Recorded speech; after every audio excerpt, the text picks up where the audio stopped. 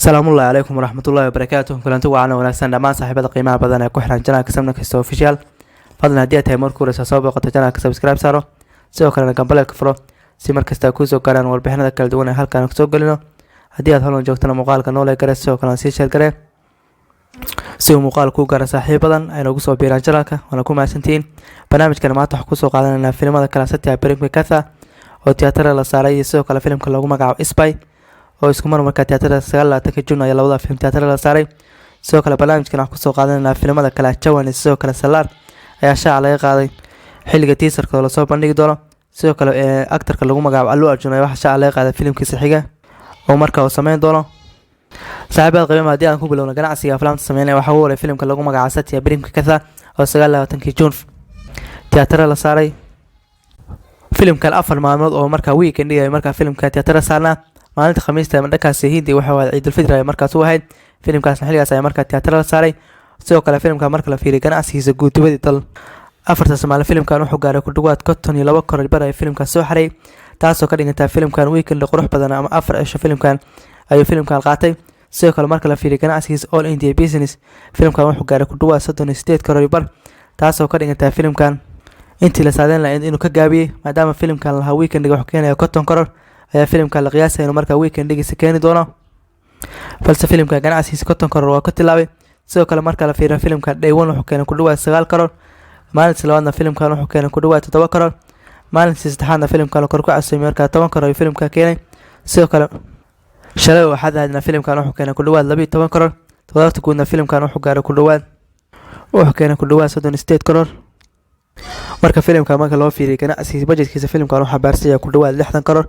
ayaa filimka budgetkiisu gaaraya filimka marka la fiiriyo gudaha Hindiya 75 karoor ilaa 80 karoor haduu filimkan amrihaantiisa filimka gudaha Hindiya gaaro ilaa 85 karoor ayuu filimka gudaha Hindiya wuxuu ka noqon film marka hid dhameystiran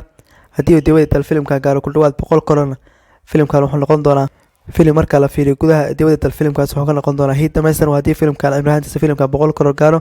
sidoo kale filimkan maalmaha shaqada filimka hadii si fiican isku celiyo homataan filimka wuxuu noqon doonaa film marka guuleysto natiijo fiican filimka gaara hadii ay kaga soo filimka lagu magacaabo Satya Primka Katha wax soo qaadanaa filimka marka lagu magacaabo Spy oo marka hogaamiye ninka lagu magacaabo Nikhil Siddharth filimka waa film xiiso badan oo fariinta marka jaajuuska marka xabaarsan filimka xukuumadda iyo askari Suudaan sidoo kale kiisas fara badan marka baaraya oo marka nin argagixisa dhankaasi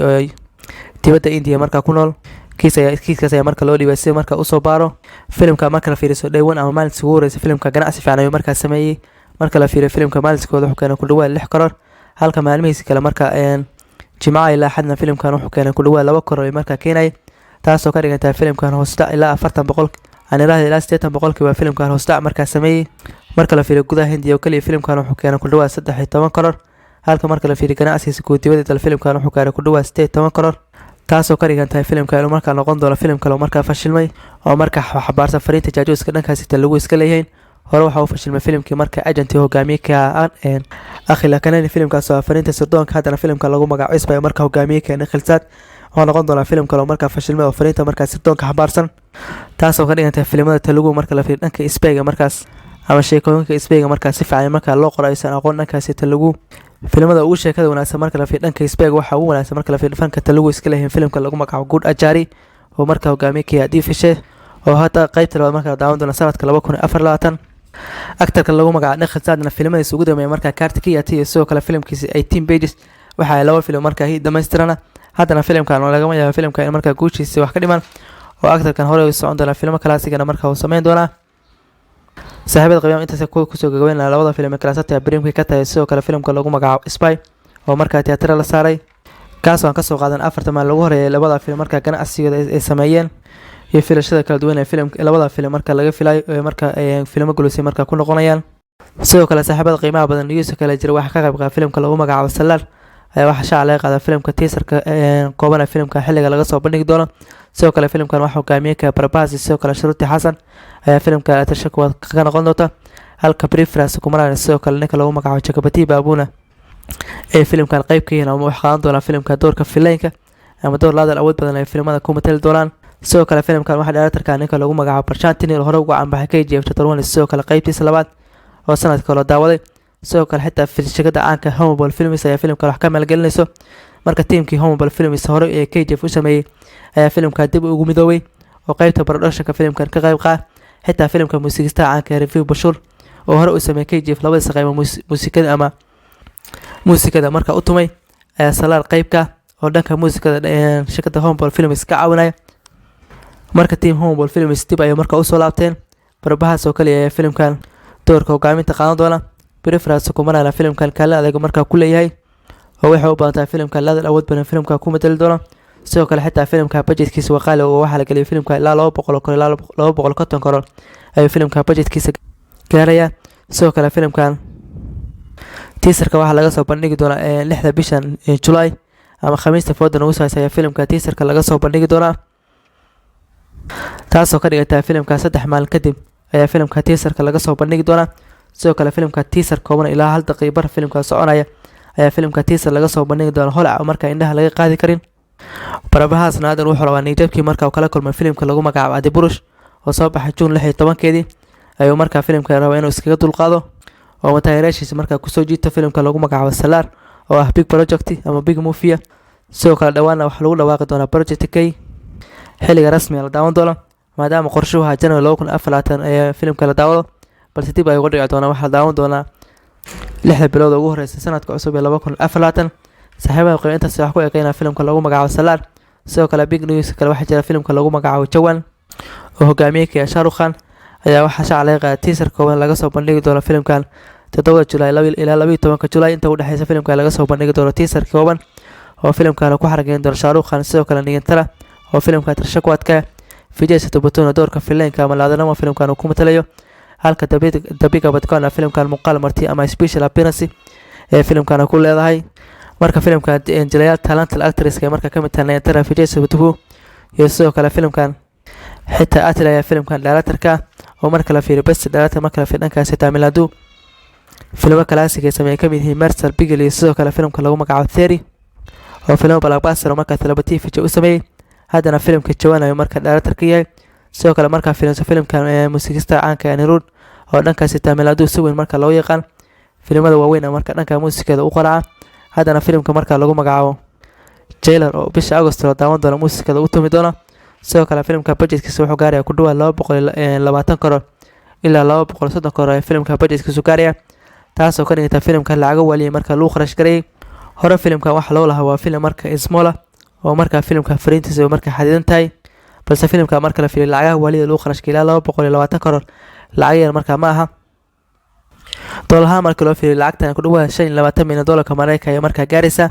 taasoo ka dhigaysa filimka lacag waliya marka in loo kharash gareeyay shirkadda caanka Red Chilli Entertainment marka goori khaan filimkan madax u tahay ee shirkadda madax u tahay filimka maalgelinaysa filimkan waxa la daawan doonaa 7 September laba bil kadib ayaa filimka teatrada saari doona aniraha 3 bilood kadib ayaa filimka teatrada saari doona saaxiibada qiimaynta si ka filimka lagu magacaabo Salaar sidoo kale Jawan oo toddobaadka ugu horeeyay bishan July laga soo bandhigi doono teaser kooban saaxiibada qiimaha badan dhanka OTT-ga marka fiirin waxa qaybka filimka marka lagu magacaabo Blend ee marka hogaamiye ka tirsan Sanam Kapoor Ahuja filimkan waa filim xisaab badan marka fariinta marka tirarka khiyaanada filimkan ku matalayso in gabadha lagu magacaabo Sanam Kapoor oo filimka ku matalayso gabadha marka amoola marka dhibaato fara badan loo geysanay kadib marka argusi sameynaysa filimka hore ayaa u daawanaa filimka marka Natrikam oo marka hore u sameeyay Tara filimka dib loo sameeyay balse filimkan waxa laga soo qaatay filimkii Blend filimkan waa filim marka Korean loo sanadii 2011 la sameeyay oo labada filimkaas ay marka labada film laga soo wada qaatay hadana filimka soo Bollywood marka dib loo sameeyay waxa sameeyay lagu magacaabo Sanam Kapoor Ahuja filimka waxa laga daawan doonaa barta Geo Cinema oo dhawaanahan film marka classic marka dhankaas OTT qaadanaysay ee kamid ah filimada kala Fikram Fed sidoo kale Fidia hadana filimkan xisaab lagu magacaabo Blend marka hogaamiye ka tahay Sanam Kapoor filimkan Jimcada foodan oo 7 July lagu soo fasaxay doonaa sidoo kale akhbaraadka OTT waxa qaybka filimka lagu magacaabo Bawal oo hogaamiyalka in Faru dhawaan sidoo kale Janfi Kapoor sidoo kale filimkan waa filim kale xisaab badan hore qorsho filimkan waxa in marka bisha December daawad ama teatrada la saaro balse hada filimkan OTT-ga ayaa loo waciyay oo barta Amazon baran filimka laga daawan doonaa 11 bishan July intaas ayaa kusoo gudbinayna akhbaraadka marka OTT-ga labada filim ee Bawal sidoo kale filimka lagu magacaabo Blend marka OTT-ga lagu soo fasaxi doonaa bishan July gudaheeda ugu dambeyntii saaxiibada qiimaha badan soo qaadanayna filimka lagu magacaabo Allu Arjun marka hogaamiye ka filimka lagu magacaabo 22 ونقول دون ألو أرجون فيلم كيس لبيلاتنا فيلم كانوا حدب وجوم من الفيلم دارت الكلام مقع الفكرة وهرب فيلم بدل أوسع سمي فيلم كيس وجود ما يمرك على فكرة برمل أو مركز دعوة سنة إلى بكون لاتن فيلم كان سنة أول تيم بلاك باس مركز حالي قال دعوة 6 سنة مركز فيلم كان كسوريكتي حتى 6 سنة كدي بي مركز دارت كان سوق ألو أرجون دارت مركز مدوي سوق الفيلم كان حساب ده واحد لغة بقى سنة كعصب إلا بكون أفلات فيلم كان مركز شغال بالعمل دوته ما دام labada markaa shaqo kala duwan markaa ku mashquulsan yihiin Allu Arjun filimkiisa Pushpa 2 ayuu markaa ku mashquulsan yahay